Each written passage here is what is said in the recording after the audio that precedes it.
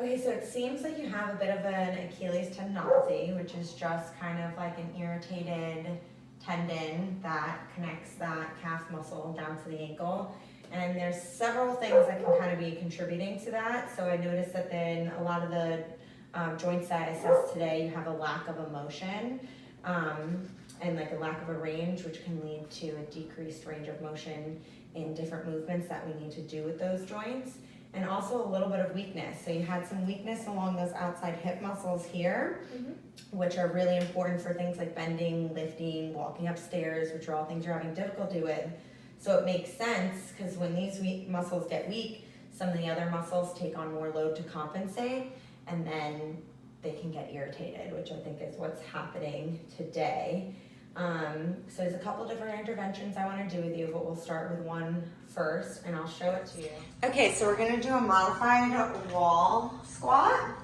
So I want you to have your right foot up against the wall like this, your left foot out a little bit. The farther your left foot is out, the harder it's going to be because you're going to be putting more weight on this foot, right? So let's start here first. And I want you to bend down as far as you can get without your ankle lifting off the floor. Okay. And then hold for about 5 seconds and then come back up, okay? Okay. Go ahead. Good, and so I want you to make sure we're keeping that knee out because I want these hip muscles to really activate, and as you're pushing yourself back up, I want you to squeeze through those glutes to lift or straighten that leg out. So what we're doing here is by making sure that that knee doesn't fall in, keep going. We are strengthening those outside hip muscles where you have a little bit of weakness.